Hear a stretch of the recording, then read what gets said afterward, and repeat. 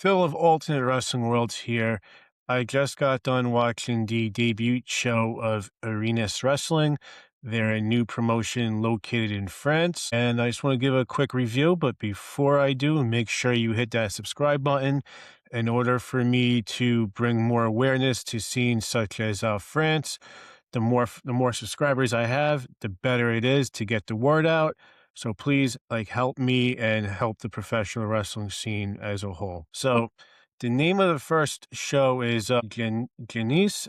Excuse me if I'm mispronouncing anything here. Overall, it was a really good show. Strong opener for the first show ever for the promotion. They had a very big turnout. I want to say they had like 400 just by what I saw on the screen, which is a hell of a lot better than a good amount of promotions do that have been around for years. The first match was between SMS. It was an open challenge answered by Kevin Dubois. The crowd was fully on Kevin's side here. SMS, played like the great, chicken shit heel role. He had a pretty cool promo, before the match where the crowd was just eating him up. And as soon as Kevin came out to answer the challenge, the crowd went crazy. They had a nice little back and forth match, both showing off their strengths. At the end, Kevin got the win via a roll up. The next match, and this was my pick for match of the night before the show began. The Barcelona Blacklist, consisting of Sito, Sanchez, and Joey Torres, against the StarBoys, consisting of Jaden Carter and Leo Jace. Barcelona Blacklist, they're the best tag team in all of Spain, and in my opinion, one of the best in the entire world. The StarBoys is an up-and-coming tag team in the French scene. They've quickly made a name for themselves, already establishing themselves as one of the best.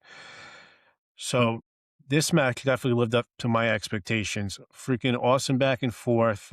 The Barcelona Blacklist was playing bully ball for a bit, but the StarBoys were resilient as hell. Both teams had some really cool double team moves, and as hard as the Barcelona Blacklist was hitting, the StarBoys was giving it, right back to them.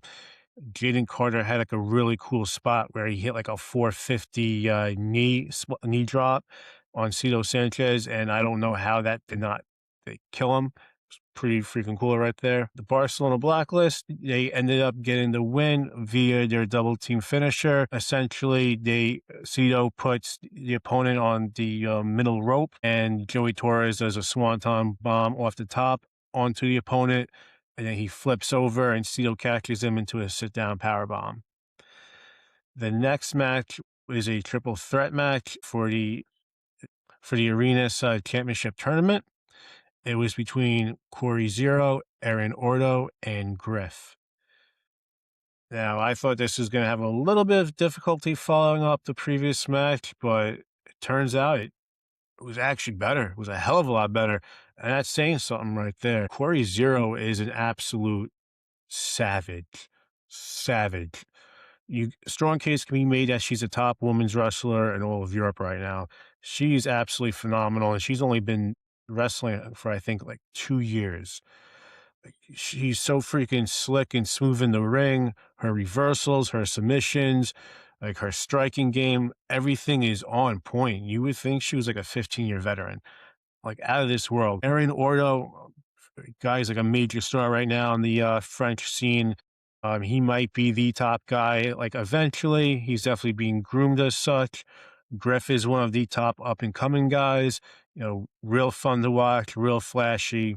Ordo was very strategic throughout the match. Very meticulous with his spots, very vicious, especially on Griff, working over Griff's arm throughout the match. Even Cory Zero jumped in on that.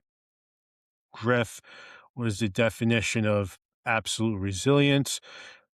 No matter how hard Aaron and Cory, went at him, and especially his arm, he kept coming back. At the end of the match, though, Cory Zero ended up getting the win via an armbar on Griff. Eventually, Griff's arm did give out. So Cory Zero advances. This was the match of the night for me. I couldn't see any other match coming close to it. And I felt bad for the next match, not because it wasn't good, because I thought it was, but because it had to follow this. This was a fatal four-way between Nilzen, Maxime Coradro, excuse the mispronunciation on that. Marty Ubach, who's one of the top wrestlers in Spain right now, as well as Ethan Riley, who's another big up-and-comer in the French scene. Ethan Riley's a big, like, monster of a dude. Marty Ubach, the entire match playing the chicken heel, doesn't really want to like engage, but he's also being very strategic. He recently became the Lucha Libre Rebellion Campeon by beating Jory Torres. Maxime Coradro, I believe he had like an injury that he was out for a while with and recently came back. He looked really good. Nilzen looked pretty good on that. Good solid match. Again, really tough to follow up the previous match. Marty Ubach, gets to win by stealing it. The next match, though, this was something I was really looking forward to. It was going to be it was Shawn Olsen versus Kuma Bulat. Kuma Bulat is 1/3 of the Suplex Republic trios, consisting of himself, Zach Uridi, and JG. Uh, when Kuma teams with Uridi, they are one of the best teams, in my opinion, in all of Europe. Now, Shawn Olsen is a name that I've been hearing about the last few months. A few weeks ago, I decided to, look into him a little bit just to see, what his skill level is. I couldn't really find anything recently except for like the past, like, except for like 3 years ago for like, individual matches. But I did stumble upon a show that happened a year ago. The show was posted up in full and it featured Shawn Olsen match. And he was pretty solid. He was pretty good in the ring. I gotta say, I don't think he's been doing it long at all. So it's definitely encouraging. What really made me curious about him is his Instagram. He posted a vignette of himself as the Mercenary. Cinematic, cool as shit. I know people on social media have been, talking about him, and I just want to see what all the hype was about. And I gotta say, at the end of the match, I'm sold. He He's not just a future star, but he's a future like superstar. He has mega star potential. He's solid in the ring, great freaking gimmick, cuts a hell of a promo. He did that before the match. The crowd sounded like they wanted to kill him, and he has a nasty ass spear. Uh, Good striker. He went toe to toe with Kuma, which is not easy because Kuma is a phenomenal striker in that regards. At the end, Shawn Olsen ended up getting the win via spear. A terrific match.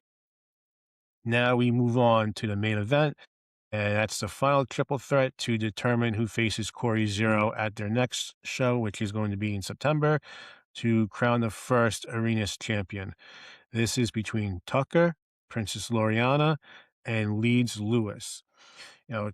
Tucker has been a mainstay in the French scene for a while. He's 1/4 of the Valor Plus group, which includes TLB, Scar, and Tiago Montero.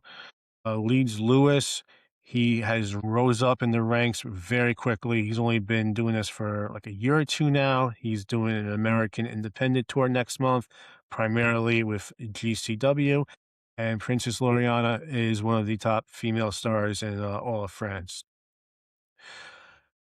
Again, tough follow up from the original triple threat match from the first triple threat match earlier in the show. This was a pretty damn good match. It started off like a little slow, but it really picked up. Leeds was like phenomenal like throughout it. Tucker really played the powerhouse heel very well. Both like underestimated Princess Loriana. She kept like fighting through, being resilient. She literally almost stole the match. And for a while, I thought she was going to steal it. I had a feeling that Leeds was gonna win just because of the role he's been on, but Tucker's a big, strong dude. At the end, Leeds ended up winning via a Starship Pain. He does it better than Johnny TV, in my opinion. So that's their first show. Their next show is in September, where they crown the first ever champion. I can't wait for it. If I had to make one complaint, it's that, this show did happen in May and they, aired it, on YouTube this month, which is fine.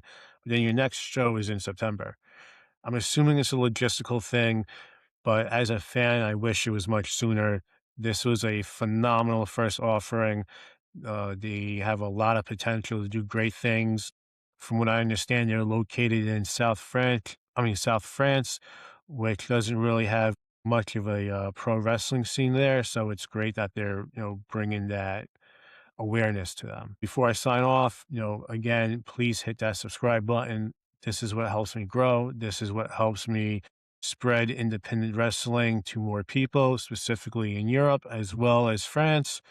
So please hit that subscribe button and I'll talk to you guys soon.